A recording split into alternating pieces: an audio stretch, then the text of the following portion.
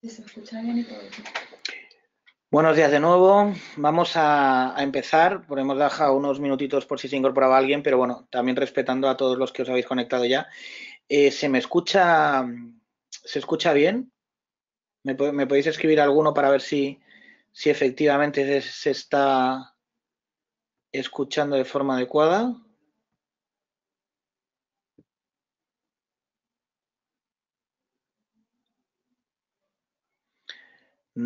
Perfecto, fenomenal. Muy bien, gracias, Cristian.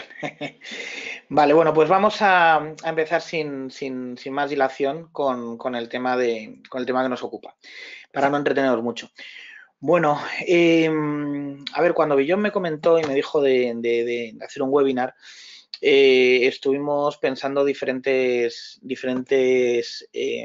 motivos, diferentes razones para hacerlo, cómo enfocarlo. Pero sí que es cierto que hacer un webinar en estas fechas pues parece prácticamente obligado que hagamos una revisión de lo que supone o de lo que eso ha supuesto el primer año de aplicación del reglamento. A ver si paso. Aquí, vale. El primer año de aplicación del reglamento. ¿Vale? Entonces, bueno, entiendo que si estáis aquí os interesa y aparte, aunque no os interesara, todos sufrimos en mayor o menor medida esa semana previa a la entrada de aplicación del reglamento, que no en vigor, que entró hace 2 años, o sea, 2 años antes, llevamos ya 3 años con el reglamento. ¿Y qué es lo que ha pasado? ¿Vale? En su momento, recordaréis todos cómo sufristeis ese tsunami, esa aluvión de emails la semana previa, que es muy español, 2 años para acomodarnos al reglamento y la semana antes pues decidimos ponernos todas las pilas. Bueno, pues un año después, pues ya sabemos muchas cosas, ya sabemos un poquito por dónde han ido los tiros, porque el reglamento estuvo bastante tiempo en la nevera, más de 4 años, que se estuvo gestando, porque nos teníamos que poner de acuerdo, o se tenía que poner de acuerdo todos los diferentes Estados miembros. El reglamento sustituía una directiva que sentó unas bases, pero lo que ocurre es que luego cada Estado miembro pues lo llevó a su terreno, con lo cual teníamos una normativa europea, pero que era menos parecida a lo que en un momento determinado queríamos o podía parecer que teníamos. Por eso precisamente se hizo un reglamento para que la transposición fuera directa y que todos tuviéramos unas bases comunes mucho más fuertes que pues bueno, dotaran de mayor seguridad jurídica a lo que es el tratamiento de datos dentro del espacio económico europeo.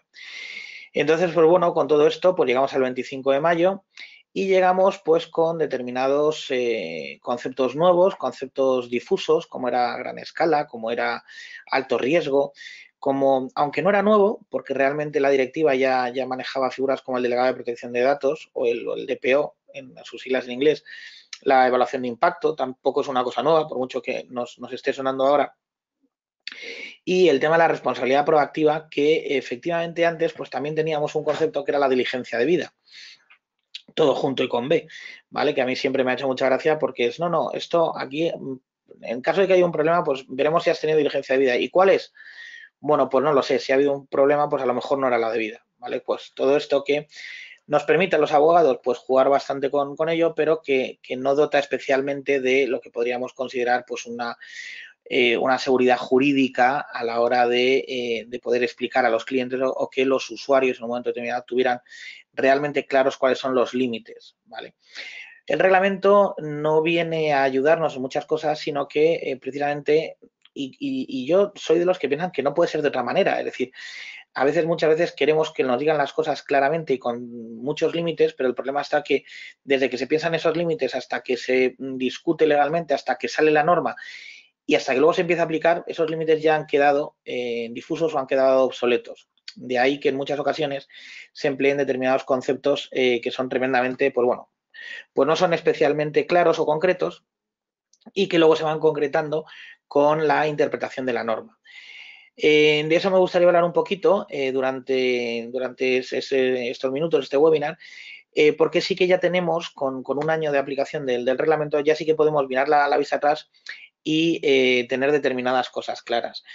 Nosotros en España no solamente tenemos que hablar del reglamento, sino que, si os fijáis, en teoría teníamos que haber tenido una ley orgánica preparada para este reglamento que saliera antes o que saliera a la vez y ha tardado, pues ha salido en diciembre, ¿vale? Estaríamos hablando de la Ley Orgánica de Protección de Datos y Garantía de Derechos Digitales, ¿vale? Como veis, salió el 5 de diciembre, se publicó en el BOE el día 6 y nos ha venido un poquito a poner, pues, negro sobre blanco determinadas cuestiones, ¿vale? Que luego veremos. Y, a ver, no soy partidario, ¿vale? No soy partidario de explicar y contar estas cosas desde la amenaza o el miedo de las multas y las sanciones. Pero sí que una de las cosas que me ha llamado la atención y que me parece que sí que sería bueno es utilizar ciertas noticias que han salido, que todos conocéis, como retrospectiva a la hora de analizar este año, porque sí que nos van a dar una serie de indicativos, nos va a dar una serie de por dónde va la agencia, que es lo que a nosotros nos interesa, porque es la que en un momento determinado pues nos dice lo que tenemos, lo que no tenemos que hacer, o interpreta la situación que en un momento determinado le llegue. ¿Vale? Entonces, bueno, os he puesto aquí unas pequeñas estadísticas de una encuesta que se hizo a nivel europeo sobre el tema del conocimiento que había o no del reglamento. ¿Vale? Entonces, pues bueno, pues ahí veis que a nivel de 27.000 europeos, pues el 73% decían que les habían sonado al menos uno de los derechos, los famosos derechos ARCO, que ahora pues se han ampliado, el acceso, rectificación, la cancelación, que pasa a ser supresión, oposición. Ahora tenemos el derecho al olvido, tenemos el derecho a la portabilidad, la limitación del tratamiento, al no ser objeto sin intervención humana, pues de un análisis o de un perfilado que tenga en un momento determinado pues algún tipo de repercusión jurídica sobre nosotros, ¿vale? Y pues efectivamente lo que vemos o lo que refleja la encuesta es que, bueno, pues que el 65 sobre todo tenían claro más o menos lo que era el derecho de acceso. Sabían que se podían corregir los datos, incluso que el 59, como veis aquí, pues oye, saben que existe la posibilidad de oponerse a el recibir pues esos famosos mails, ese spam que muchas veces pues es tremendamente molesto. ¿Vale? Entonces, pues bueno, esto simplemente es para que veáis un poquito cómo después de un año de aplicación, con todo lo que yo particularmente pienso que tenemos el reglamento hasta en la sopa, nos encontramos, que veáis que todavía hay mucha gente que a preguntas de si conoce la existencia del reglamento, pues nos encontramos con que hay un 33% que no lo conoce, ¿vale? O que, por ejemplo, no identifica cuáles son las autoridades a nivel nacional para, en un momento determinado, presentar una consulta o presentar una denuncia. Entonces, bueno, como os comentaba yo, el tema de las infracciones, no suelo jugar con ello porque me parece que no es el objetivo de la protección de datos, no es librarse de estas multas, aunque soy perfectamente consciente que es algo tremendamente motivador a nivel empresarial. Pero, ¿por qué lo voy a poner? Porque yo creo que son cosas, sobre todo cuando esta es la primera que se puso con el reglamento, que es en Portugal, y yo lo que quiero es que no nos fijemos tanto en las cuantías, porque vamos a ver que hay de todo, y sí que me gustaría que lo vierais para que también se pusiera en contraposición con lo que está haciendo la agencia española. ¿Vale? Entonces, efectivamente, vemos la primera, fue famosa por ser la primera, no por otra cosa, con el tema del reglamento, es que en Portugal pues sancionan a un hospital por incumplimiento del RGPD. ¿Vale? Entonces, pues veis el Centro Hospitalar de Barreiro de Montijo y Hacienda 400.000 euros. Estos 400.000 euros no es una sanción única, sino que es la acumulación de una serie de sanciones. ¿Vale? Son una serie de sanciones en donde, pues bueno, pues realmente lo que estaríamos viendo aquí es que el hospital tenía 260 médicos y el acceso a las historias clínicas lo tenían 900 médicos. Pues claramente había ahí una desproporción de médicos que habían estado trabajando, médicos que no se les habían actualizado las contraseñas ni los accesos, ¿vale? Y eran suficiente, entre 260 y 900, pues podéis entender que efectivamente había una dejadez por parte del hospital seria a la hora de mantener actualizado todo el tema de los accesos. Entonces, pues bueno, nos encontramos con esta que fue famosa por ser la primera y he puesto esta porque es tremendamente llamativa. Ha sido relativamente reciente, los 250.000 euros que han puesto a la Liga de Fútbol Profesional por el hecho de espiar a través del micrófono, ¿vale? Os informo también que, bueno, pues que es la más alta que se ha puesto en España, los 250.000 euros. La agencia española ha estado esperando a que entrara la LOPD, la LPD-GDD, donde sí que ya nos pone las multas y nos establece 3 escenarios diferentes o 3 graduaciones diferentes de sanciones, pues con diferentes tipicidades y diferentes agravantes y atenuantes, ¿vale? Se habla en el sector que podríamos estar en una especie como de ascensor, ¿vale? Porque puedes estar catalogado en un sitio, pero usando agravantes y atenuantes, pues puedes estar subiendo y bajando, ¿vale? Pero bueno, realmente las sanciones las aplica por el plazo de prescripción, ¿vale? Y bueno, pues hasta que no hemos tenido esto, la agencia ha estado a la espera y no ha estado sancionando. Las sanciones que ha habido, pues ha habido dos sanciones a Vodafone, ha habido sanciones pues a pequeñas empresas, pero la sanción realmente que ha sido llamativa es esta de 250.000 euros. Tan llamativa ha sido que os he traído aquí un anuncio, a ver si me conecta, que yo creo que visteis todos.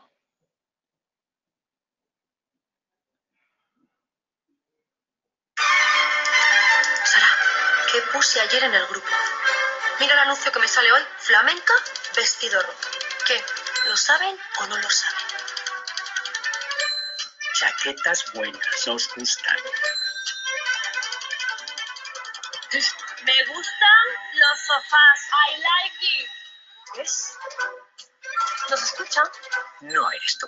Son nuestras rebajas que están por todas partes. Las rebajas del Corte Inglés. Bueno. A ver si vuelvo aquí. Vale. Entonces yo me imagino que este anuncio en su día lo visteis y os llamó la atención.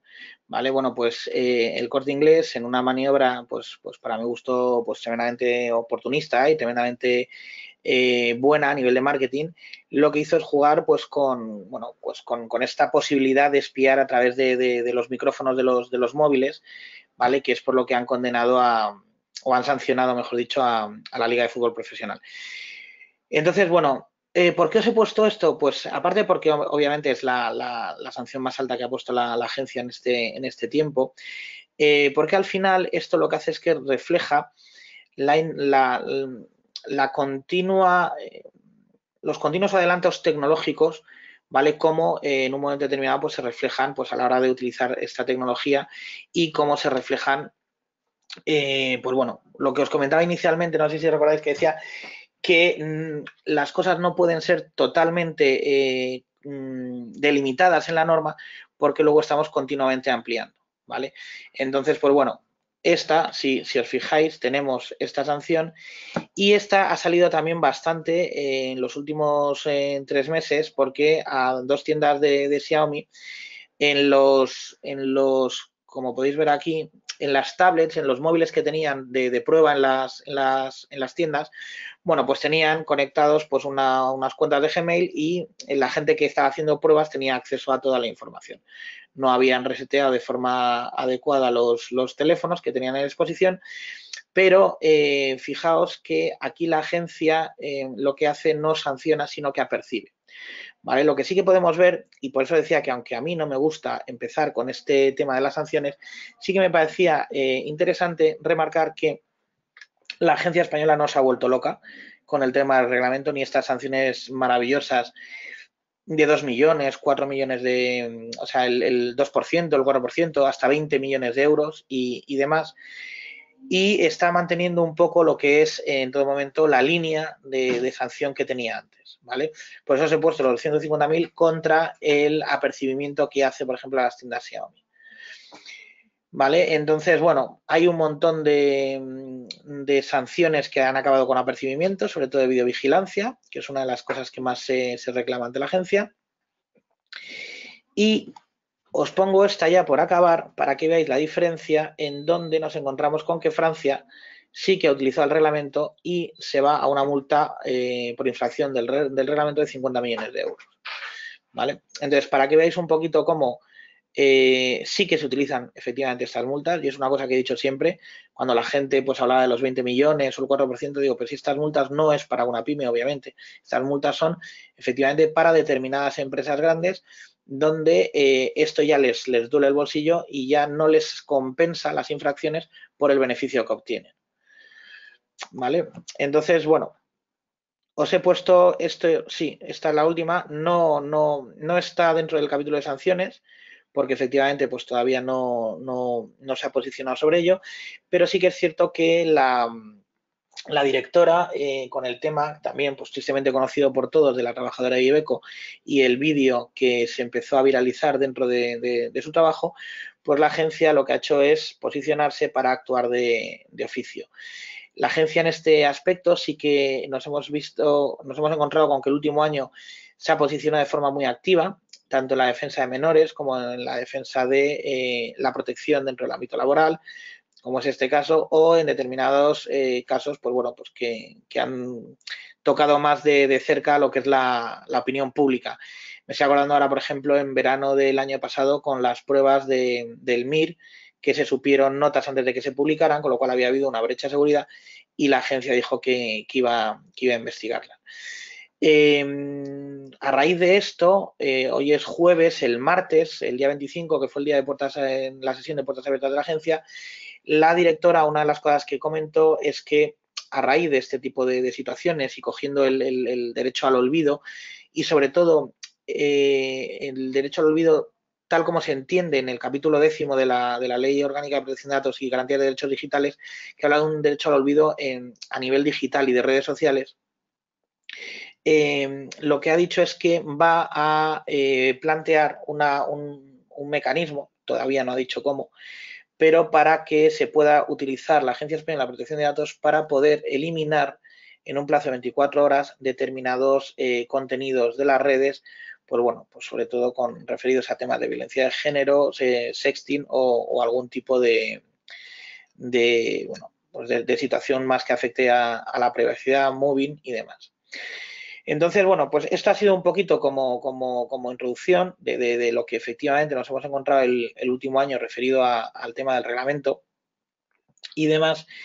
Y ahora sí que me gustaría un poquito sobre las tres,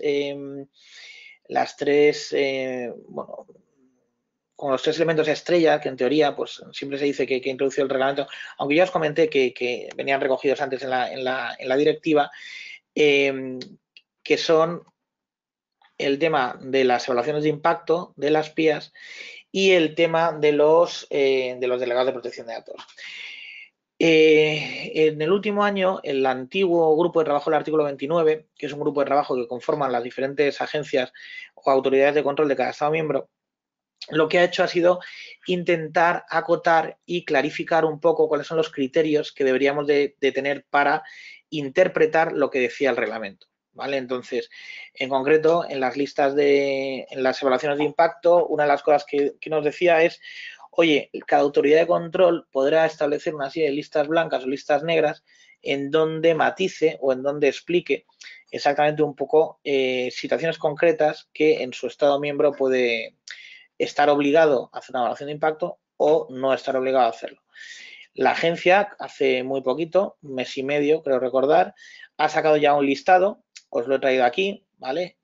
Vais a ver, lo tengo señalizado, que refleja prácticamente lo que en su momento sacó este mismo grupo de trabajo del artículo 29, actual Comité Europeo de Protección de Datos, en donde nos dice, oye, en el momento en el que yo tenga un tratamiento que implique el perfilado, ¿vale? Es decir, a nivel, sobre todo, igual lo habéis oído más, el profiling, ¿vale? Que es el perfilado a nivel de marketing, de publicidad, pero nos explica un poquito más, ¿vale? Nos dice múltiples ámbitos de su vida. Es decir, cuando yo tenga diferentes datos, diferente conocimiento de una persona, imaginemos que tengo tanto a nivel personal como a nivel profesional, pues sí que a lo mejor ya me tendría que saltar una pequeña alarma porque cubre varios aspectos de la personalidad y de sus hábitos, con lo cual me puede dar una imagen, un perfilado mucho mayor de lo que podríamos tener de otra manera, ¿vale? Entonces, pues bueno, eso sería una de las cosas que ha puesto la agencia. El tema de las decisiones automatizadas, que refleja un derecho que nos reconoce, y es que pues que no seamos sujetos de decisiones automatizadas que tengan algún tipo de repercusión, por ejemplo, la concesión de una prima, de un seguro, o bien el aumento de la prima, o que me concedan un préstamo o no me lo concedan, ¿vale? Simplemente, pues bueno, que lo haga un robot por medio de un algoritmo en donde simplemente a lo mejor valorando pues el barrio donde vivo, los años que tengo, pues se me va a conceder o no se me va a conceder porque consideran que tengo una capacidad crediticia determinada. El punto 3 a mí me parece que es un punto tremendamente importante porque amplía muchísimo, muchísimo la necesidad de hacer o no hacer una evaluación de impacto. Porque fijaros que nos dice que impliquen la observación, monitorización, supervisión, geolocalización o control. ¿Esto qué quiere decir? Pues esto abre muchísimo, el ámbito de aplicación y de hecho tenemos de una forma a lo mejor más clara en otras autoridades de control de países vecinos en donde nos dicen que siempre que hagamos una monitorización del trabajo de un empleado tendremos que hacer una evaluación de impacto. Tenemos que en un momento determinado valorar y ponderar si realmente pues, el tratamiento que estoy haciendo yo cumple o no cumple, es proporcional y es justificado y necesario, ¿vale? Entonces, ¿qué es lo que ocurre? Que, como veremos más adelante, en las situaciones o las directivas, perdón, las directrices que marcó el grupo de trabajo en el artículo 29, nos vamos a encontrar con que si tenemos solamente uno de estas situaciones no va a haber que hacer una evaluación de impacto, pero si tenemos dos, tendremos que justificar por qué no la hacemos y desde luego si tenemos tres, la tendremos que hacer sí o sí, ¿vale? Entonces, claro, aquí estamos con que, por ejemplo, una cosa que está ahora muy de moda que es el control biométrico por medio de una huella dactilar para entrar o no entrar en el trabajo, para tener el control, por ejemplo, de acceso al comedor o como una forma de fichar. Digo que ahora está muy de moda porque realmente es una cosa que ha ido creciendo en los últimos años, pero con la situación de el tema del control de las horas extras, pues realmente ahora hay muchas empresas que directamente para tener de forma automatizado el tema, pues dicen, oye, ponemos el lector de huella y ya tenemos quién trabaja, el número de horas y demás. Y llevamos el control porque todo esto luego le doy a un botón y me lo da y me lo saca en un Excel. ¿Vale? Entonces nos estaríamos encontrando con situaciones en las que si solamente tuviéramos una cosa de estas, pues tendríamos que valorar hacer una evaluación de impacto o no. Por supuesto, esto obviamente el tratamiento en el momento en el que implique categorías especiales de datos, en los antiguos datos de nivel alto, pues tendríamos que valorar lo que os he comentado antes, el tema de la proporcionalidad, la justificación, la necesidad. Datos biométricos que identifiquen de manera única, estaríamos hablando, por ejemplo, pues de el más común, obviamente es el de la lectura de la huella, pero hay otros datos biométricos como puede ser el iris, la cara. ¿Por qué digo la cara? Pues porque si no lo tenéis, pues me imagino que todos a vuestro alrededor pues habéis tenido alguien que usa un iPhone que en el momento en el que te identifica la cara, pues se desbloquea, ¿vale? O en ordenadores tenemos el Windows Hello, que también te identifica el mapa biométrico de la cara y se desconecta y demás. En el momento en el que se aplican datos genéticos y se tratan, pues vamos a tener que hacer esa evaluación de impacto. Y fijaos que cuando dice tratamientos que implican el uso de datos a gran escala, dice que va a considerar los criterios que establece el grupo de trabajo del artículo 29, ¿vale? El Working Party 243, que ahora ahora os lo explico y hacemos una pequeña mención a ellos. Nos habla también de tratamientos que impliquen la asociación o combinación, cuando tenemos diferentes finalidades o responsables distintos, y esto aplica directamente sobre uno de los principios básicos rectores del reglamento, que además yo siempre abogo porque el tema del tratamiento de datos de carácter personal, principalmente lo que se necesita es sentido común, ¿vale? Entonces, a mí hay un principio rector del reglamento que es la expectativa, ¿vale? Es decir, quiero que hagáis la reflexión. Vosotros, cuando vosotros le dais vuestros datos a alguien, tenéis una expectativa de qué se van a hacer con esos datos, ¿vale? Si se cumple esa expectativa, estaríamos dentro de la lealtad del tratamiento de los datos, porque yo te voy a decir para qué los utilizo y tú tienes esa expectativa generada. Si en un momento determinado yo me salgo de esa finalidad, no trato de forma leal los datos, estoy rompiendo esa expectativa. ¿Qué es lo que ocurre cuando datos determinados que yo he dado a un responsable y a otro responsable se juntan? Pues que posiblemente la combinación de esos datos genere mucha más información sobre mí de a lo mejor la expectativa que yo tengo, porque yo nunca pensaba que a lo mejor este responsable y este otro se iban a combinar, ¿vale? Entonces, cuando se producen esas combinaciones, normalmente lo que estamos hablando no es de una suma, sino de una multiplicación. ¿Vale? Yo me voy a encontrar con mucha más información y voy a poder sacar o voy a poder inferir mucha más información combinando esta información que simplemente si solamente la sumara. El reglamento reconoce de forma especial todo el tema de sujetos vulnerables y hace especial mención la agencia en esta lista porque sujetos vulnerables normalmente hemos tendido siempre a valorar a los menores. Pero de forma concreta, la agencia nos dice, oye, los sujetos vulnerables no solamente son menores, estamos hablando de sectores en riesgo de exclusión social, mayores con discapacidad, discapacitados, personas que acceden a servicios de violencia de género y nos dice no solamente eso, sino descendientes y personas con guardia y custodia. ¿Por qué? Porque nos encontramos, entre otras cosas, que no sirve de nada proteger, por ejemplo, a una mujer por su nombre y apellidos para que no aparezcan búsquedas, si no protegemos, por ejemplo, a los niños que están en guardia y custodia, por ejemplo, a la hora de concederles una beca, porque yo buscando a los niños voy a poder encontrar a la madre. ¿Vale?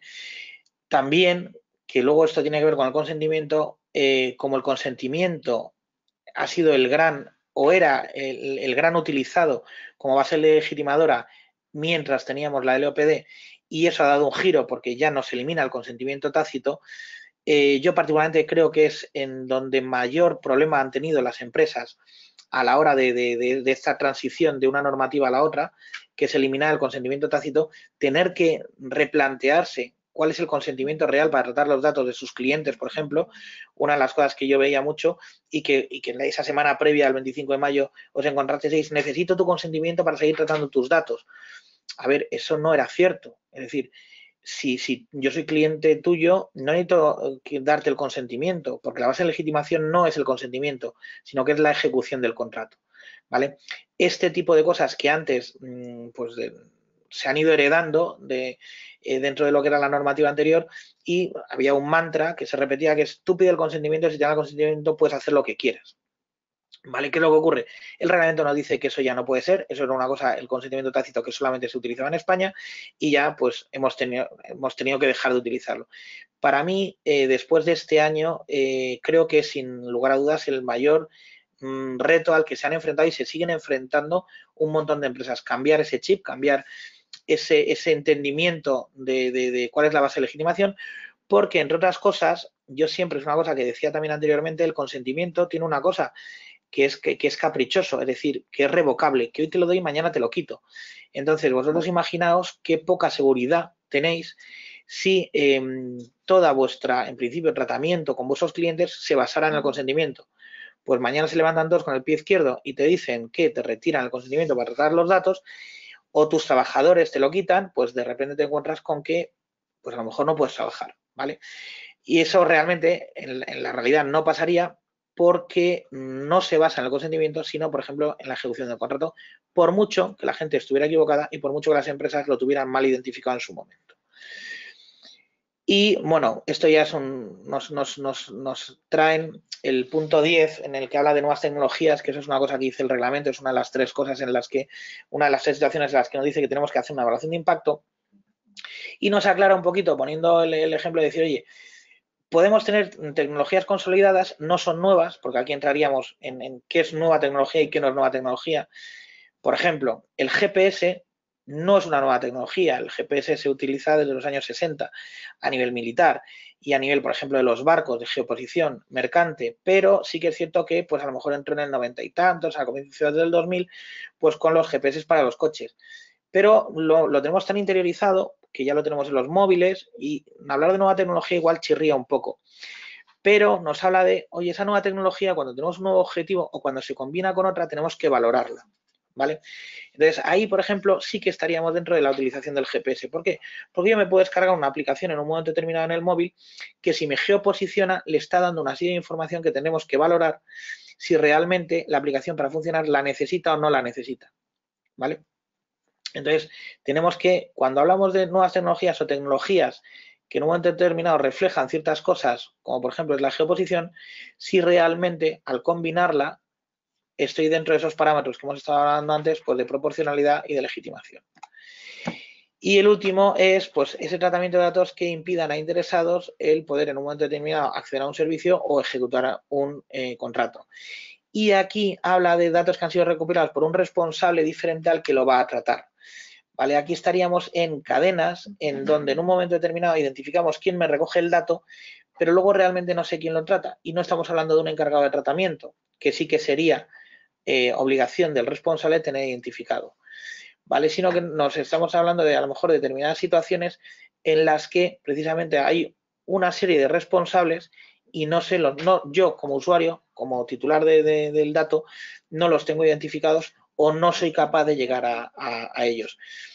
Pensad que el deber de información nos dice que cuando en un momento determinado nos recogen los datos, lo primero, una de las cosas que nos tienen que decir es identificar quién está recogiendo los datos. ¿Vale? Entonces, si acabamos de dar un vistazo a estos 11 puntos, estos son los criterios que en su momento estableció el grupo de trabajo del artículo 29, en los que, como ya os he comentado, en 2 es probable y tendrás que justificar por qué no, y si se dan 3, sí o sí hay que hacerla. Fijaos que el grupo de trabajo del artículo 29 hablaba de la evaluación o puntuación, que estamos hablando de ese scoring, de ese perfilado, la toma de decisiones automatizadas con efecto jurídico, esa observación sistemática, esa monitorización, esos datos sensibles o datos muy personales. Aquí el reglamento habla de datos sensibles o especialmente sensibles, pero el grupo de trabajo del artículo 29 habla de datos muy personales.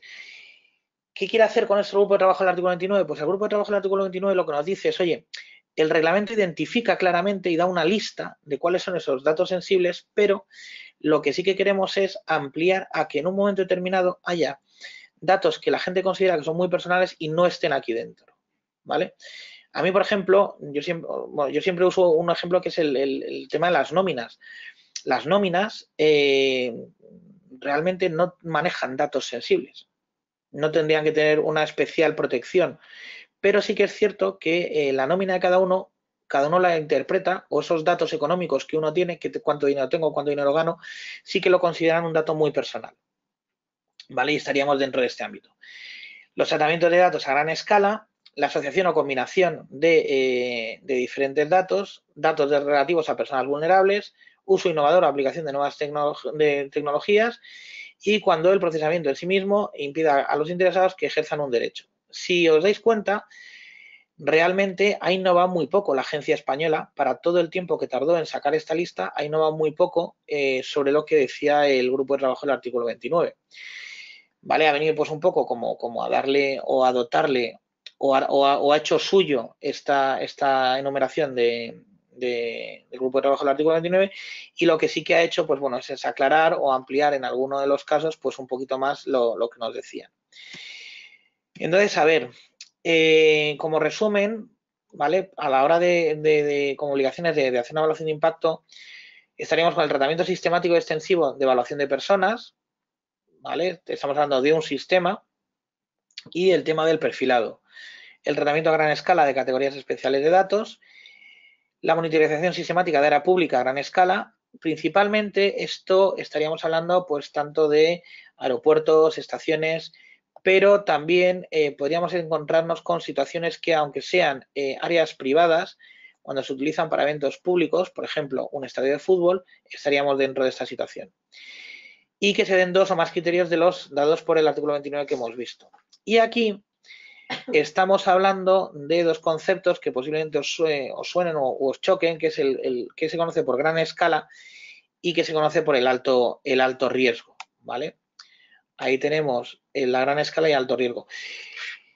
Yo siempre recuerdo cuando en el 2016, cuando se aprueba el reglamento y todos tenemos acceso al texto y hablamos, en una jornada de puertas abiertas como la que tuvimos este martes, se le preguntó a Mar España qué iba a entender la agencia por gran escala.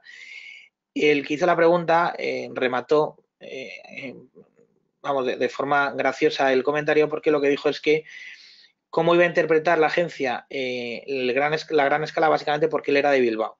¿Vale? Entonces, pues bueno, nos reímos todos los que estábamos asistiendo y oímos el comentario, excepto María España, que no le hizo especial gracia. Pero dijo que, bueno, pues que ya efectivamente establecería unos criterios para ir mirando. Entonces, para ir hablando de estos criterios de gran escala, no podemos fijarnos en un criterio cuantitativo. Es decir, si yo trato más de 500 datos de personas, yo estoy en gran escala, o si son 5.000 o si son 500, o si es a partir de 1.000.000. ¿Por qué no me pudiera un dato cuantitativo? Porque realmente, dependiendo del sector, va a influir mucho. Y porque, entre otras cosas, ponen, por ejemplo, que no es lo mismo el tener un médico, por ejemplo, que tenga datos de salud de 5.000 pacientes en Madrid, que 5.000 pacientes en Madrid, pues es una gota en el océano, a que yo tenga datos de 500 pacientes en el Valle del Ebro. Porcentualmente, yo tengo muchísima más información de la gente que vive en el Valle del Ebro, teniendo datos de 500 personas, que si tengo 5.000 en Madrid. Cuantitativamente es mayor 5.000 que 500, pero cualitativamente estaríamos hablando de gran escala con 500 en vez de con 5.000. No solamente es lo mismo, va a depender también de la profundidad, del volumen y del rango de información que tengamos. Yo puedo tener 20 campos de información que pueden ser, por ejemplo, 20.000 nombres y apellidos, pero si yo tengo 1.000 nombres y apellidos, pero tengo 20 campos, por ejemplo, la fecha de nacimiento, el género, la edad, la dirección, el email, el teléfono, es decir, y yo tengo 20 campos de información sobre 1.000 personas, ¿qué va a ocurrir? Que yo tengo 20.000 campos de información referidos a 1.000 personas, o tengo 20.000 datos de nombre y apellidos. Es mucho más importante tener 1.000 datos con una profundidad de información, con un rango de información que me permite saber más de esas personas, que tener solamente 20.000 nombres y apellidos. ¿Vale? Entonces, son determinados criterios que vamos a tener que estar trabajando de forma habitual. Entonces, estaríamos hablando, pues, número de afectados, volumen y rango de los datos, cuál es la duración de la actividad, es decir, gran escala, voy a quedarme con cuánto tiempo voy a quedarme con esta información, o en un momento determinado la voy a procesar de forma rápida y la voy a eliminar. Y la extensión geográfica, que es relativo a lo que estamos hablando del porcentual.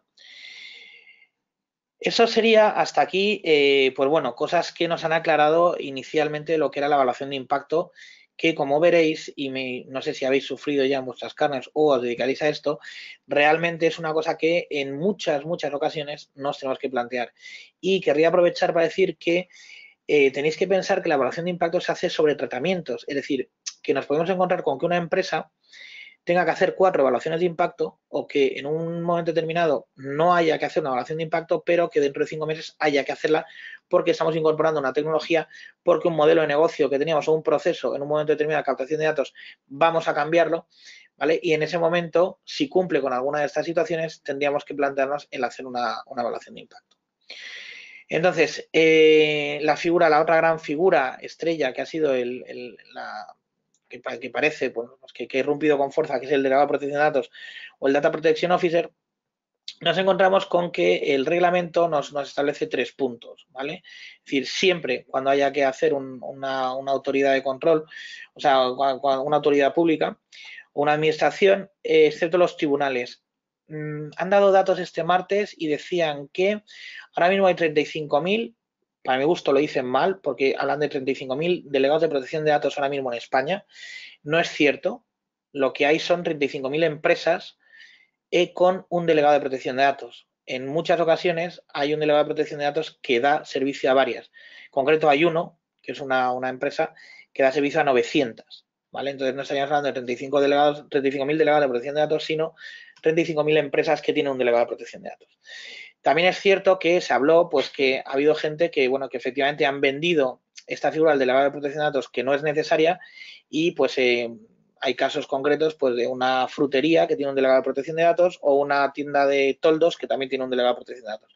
Más allá de la actividad tremendamente activa por parte de ese comercial o de ese trabajador o de ese profesional que ha vendido ese servicio, porque sí que es cierto que a nivel voluntario se puede tener un delegado de protección de datos, pero no es obligatorio, pues bueno, pues en principio no habría que tenerlo. Pero lo que sí que me quedo es con que de 35.000, 4.000 eran de administraciones públicas. Y nos daban un dato. De esas 4.000 administraciones públicas con delegado de protección de datos, solamente en España hay 8.000 ayuntamientos.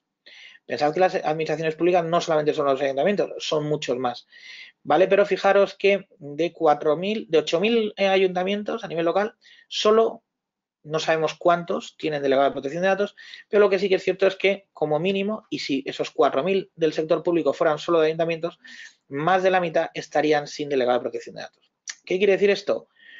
Pues bueno, pues que desde luego las autoridades públicas, teniendo en cuenta que no tiene una repercusión económica, porque no hay sanción, pues están tomando esto con un cierto relajo, ¿vale? Otra de las obligaciones en las que tendríamos que tener un delegado de protección de datos es en el momento en el que tengamos una observancia habitual y sistemática de datos y los tratamientos a gran escala de datos especiales, ¿vale? Que esto sonará. Pero hete aquí que en diciembre nos aparece la LOPD, GDD, y nos dice, oye, en el artículo 34, en vez de tener una lista como vamos a sacar posteriormente, porque esto sale en diciembre y la lista de la evaluación de impacto pues ha salido en abril o en mayo, ¿vale? Sí que nos dice un listado de personas o sujetos en un momento determinado que tienen la obligación de designar un delegado de protección de datos. Estaríamos hablando de colegios profesionales, centros docentes, las universidades públicas y privadas, empresas que exploten redes y presten servicios de comunicación, servicios de la sociedad de la información. Y aquí yo lo que quería es hacer una reflexión, esto es una opinión personal mía, y es que lo que ha hecho en un momento determinado la agencia es aprovechar, para mí ha hecho una especie bueno, igual ñapa suena un poco duro, pero sí que en un momento determinado, cuando por ejemplo sacó la Ley de Prevención de Blanqueo de Capitales y Financiación del Terrorismo, no tenía obligación, ¿vale? Porque posiblemente la tipología de datos que trataba no estaba dentro de lo que se encuadraba en la LOPD como ficheros de un nivel alto, con unas medidas de seguridad adicionales precisamente por la importancia que tenía la tipología de datos que se manejaba. Y entonces, ¿cómo solventó eso? Pues solventó en la misma ley y en el reglamento que salió luego en el 2014, decía que todos aquellos sujetos obligados a cumplir con la ley de prevención de blanqueo de capitales y financiación del terrorismo, al mismo tiempo tenían que dar de alta un fichero cumpliendo las normativas que establecía la LOPD como si fuera un fichero de nivel alto, ¿vale? De esa forma, lo que obligaba es que ante una situación concreta, como es todo el seguimiento de la ley de prevención de blanqueo de capitales, lo que decía es, con esto me aseguro, al poner este fichero, al dotarle de unas medidas de seguridad adicionales, por ejemplo, estaba el tema de la auditoría, al ser de nivel alto, lo que hacía era proteger de alguna manera el que hubiera una supervisión por parte de una persona pues con un cierto entendimiento y que no se quedara el tema en el olvido. Pues a mí me parece que esto, al añadir esto en la LOPD, al añadir un listado de situaciones o de empresas en donde sí que hay que tener sí o sí un DPO, han venido a hacer prácticamente lo mismo. Es decir, asegurarse que en determinados sectores de actividad va a haber una persona al que se le presupone, ¿vale? Como es al delegado de protección de datos, se le presupone una formación y una responsabilidad a la hora de supervisar, ¿vale? Entonces, quizá por esto se entienda el que te hablen de colegios profesionales, centros docentes, ¿vale? Es decir, por el tema de menores, obviamente, no creo que esto esté pensado por un centro yo qué sé, un centro de idiomas, por ejemplo, a mayores de edad, no está pensado para eso, está pensado sobre todo en tema de menores. Las entidades que explotan redes y prestan servicios de comunicación, prestadores de servicios de la sociedad de información cuando elaboran a gran escala perfiles. Esto con otro KPI posterior lo que está intentando es meterle mano a todas esas entidades, todas esas empresas que trabajan y trabajan en la sombra porque no sois conscientes que existen en todo el tema de publicidad digital, en todo el tema que está detrás de Internet que da soporte, ¿vale? Por eso hablan del tema de esos perfiles de los usuarios. Estamos hablando de supervisión y solvencia de entidades de crédito, establecimientos financieros de crédito, aseguradoras, reaseguradoras, servicios de inversión, distribuidores y comercializadores de energía eléctrica y comercializadoras de gas natural. ¿Por qué? Porque hay muchas. A ver, seguramente a vosotros os suenan las principales, ¿vale? Os va a sonar Gas Natural, Iberdrola, pero comercializadoras y distribuidoras realmente hay cientos con una cantidad de acceso a datos y más con los por ejemplo, los lectores ahora automáticos, los lectores inteligentes, donde se da un montón de información de cuándo se está en casa, cuándo no, cuál es el consumo, cuál es la media, ¿vale? Entonces, todo ese tipo de cosas, lo que al incluirlos aquí, lo que se está haciendo es, oye, en este tipo de situaciones, ¿vale? Necesitamos una persona que realmente ponga un poquito de orden y que no sea pues lo que viene siendo hasta ahora. Entidad responsable de ficheros de evaluación sobre el tema de crédito patrimonial y crédito, actividades de publicidad y prospección comercial, fundamental. Y otra vez más, fijaos que habla de la elaboración de perfiles. Cuando se habla de la elaboración de perfiles, una cosa que sí que quiero que quede clara es, estamos hablando de una elaboración de perfiles en donde yo obtengo datos inferidos, ¿vale? En donde yo manejo mucha información.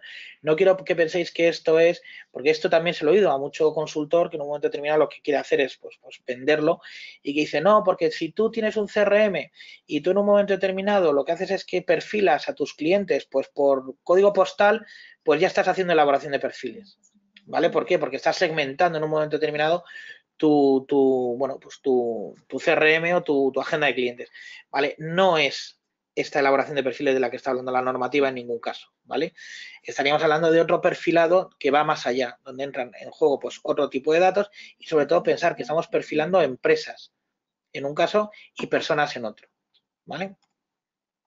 Centros sanitarios y aquí me parece que está muy bien, aunque ha abierto bastante controversia porque esto que está copiado íntegramente de la ley, lo que estáis viendo, dice centros sanitarios legalmente obligados al mantenimiento de las historias de los pacientes. Se exceptúan los profesionales de la salud que aun estando legalmente obligados al mantenimiento de las historias, ejerzan su actividad a nivel individual. ¿Por qué?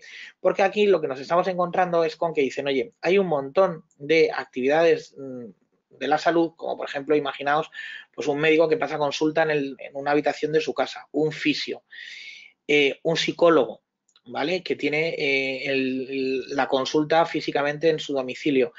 Les estás cargando con una situación en la que va a tener que subcontratar el tema de este delegado de protección de datos cuando consideran que no es necesario. ¿Qué es lo que ocurre con esto? Pues que esto choca, por ejemplo, y yo os voy a poner un ejemplo porque ya he tenido con ellos bastante discusiones, no tengo ningún problema en reconocerlo públicamente, que incluso poniendo esto en la ley, te encuentras con que el Colegio de Psicólogos manda una carta a sus colegiados en donde lo que les dice es que les ofrece, por un lado que es obligatorio, y les ofrece la posibilidad de un delegado de protección de datos a nivel mutualizado, ¿vale? Obviamente cobrándolo. Entonces, pues bueno, pues esto choca abiertamente con una cosa que dice la norma, pero el Colegio de Psicólogos, pues bueno, pues la interpreta de otra manera y qué casualidad que la interpreta de una forma en la que les resulta beneficiosa económicamente, ¿vale? ¿Cuál es el problema que vienen aquí? Pues cuando dices, oye, esto, claro, tú dices cuando la ejercen a nivel individual, pero si en un espacio, por ejemplo, de una policlínica coincidimos 3 autónomos y cada uno hace la guerra por su cuenta, esto se considera de una manera o de otra. Bueno, pues de momento no hay ningún posicionamiento por parte de la agencia, no hay ninguna que, para mi gusto, los posicionamientos son cuando hay una sanción detrás, o cuando hay un apercibimiento, o cuando resulta que sobreseen una denuncia en un momento determinado. Ya sabes un poco por dónde va.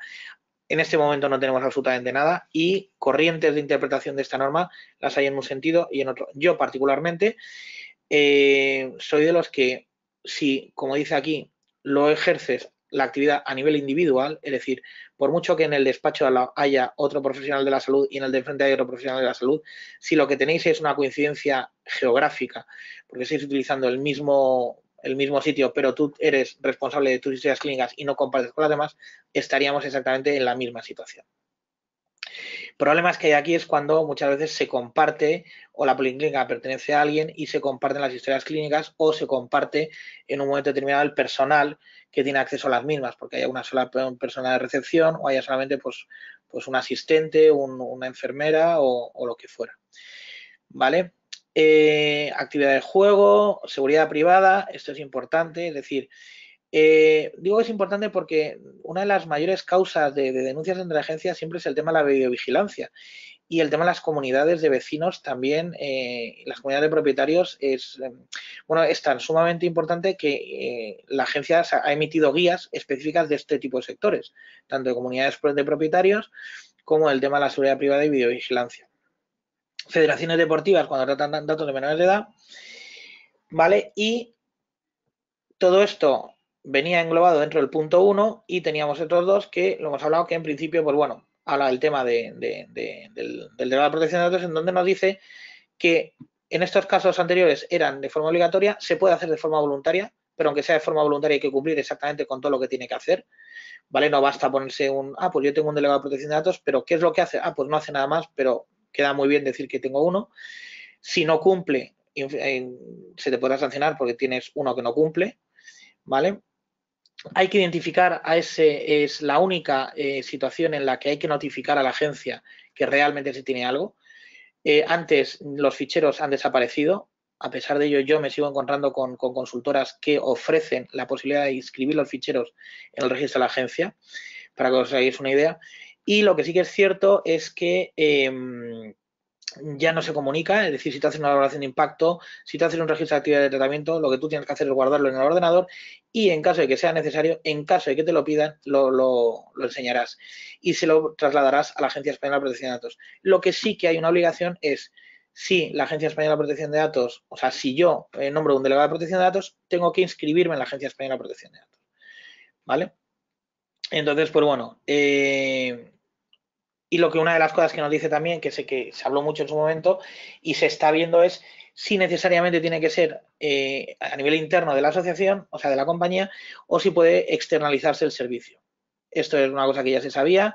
Actualmente la figura de la externalización del servicio está cada vez más instaurada y no solamente o de forma paralela el nombramiento de un delegado de protección de datos dentro de una compañía, pero lo que se externaliza es el soporte a ese delegado de protección de datos, ¿vale? Es mucho en un momento determinado, pues bueno, es una figura que se tiene identificado porque la realidad es que la dedicación completa de 40 horas semanales al tema de protección de datos a veces es incluso poco tiempo, pero exige un volumen de empresa que no todo el mundo tiene. En cambio, el hecho de tener un delegado de protección de datos a nivel externo que cubra una serie de horas mensuales y una serie de actividades, pues es una cosa que hemos visto en este año que efectivamente se ha ido haciendo cada vez más. Y en principio, con esto, que yo creo que es bastante, podríamos estar hablando mucho más, pero creo que sí que le hemos dado un repaso general a todo lo que ha sido este año. Como conclusiones, pues efectivamente nos queda mucho por recorrer. Hablaban, y me parece, aunque lo he oído en muchas ocasiones, que el 25 de mayo no se acababa el mundo. Parecía que se iba a acabar esa semana previa, pero no se acababa el mundo, sino que realmente empezaba. Es un año en el que muchas empresas lo han utilizado para intentar ponerse al día. Queda mucho por recorrer, quedan muchas empresas por actualizarse. Pero bueno, esto, incluso las que están actualizadas, esto es una carrera que no tiene fin, ¿vale? Es decir, ¿por qué? Porque tenemos nuestras empresas que cambios tecnológicos, cambio de determinadas cosas, siempre vamos a tener que estar pendiente de este tipo de situaciones. Así que bueno, pues esperemos que reacciones por parte de la agencia, reacciones por parte del grupo de trabajo del artículo 29, que nos irán un poco acotando y marcando las directrices de por dónde van. Así que yo por mí, en principio ya estaría, y lo único es dudas que queráis en un momento determinado hacerme, pues podríamos dedicarle unos minutos a contestarlas. A ver.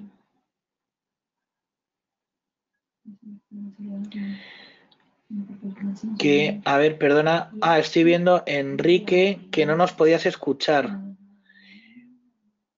Pues bueno, sí, se pondrán contigo en contacto y demás y os mandaremos la grabación, sí. No sé si aparte de Enrique, que es el último que yo veo que ha escrito, a ver, voy a mirar aquí en preguntas, pero no veo más preguntas. Bueno, pues sí.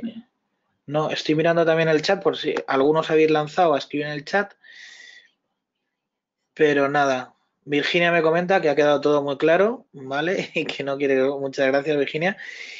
Y bueno, os veo a los demás. Lo que pasa es que os veo tímidos, ¿eh? No me preguntáis nada. Así que nada. Bueno, pues oye, una vez más agradeceros el que me hayáis dedicado y que hayáis dedicado a Billob pues unos minutos, casi una hora. Hemos estado aquí haciendo un repaso y nada más. Que bueno, pues que espero cualquier duda, sabéis que podéis contactar con Billob Santillana y espero veros. Bien porque, bueno, pues mandéis alguna pregunta, coincidamos en otro webinar o bien porque os vea en clase. Así que nada, hasta luego, un saludo.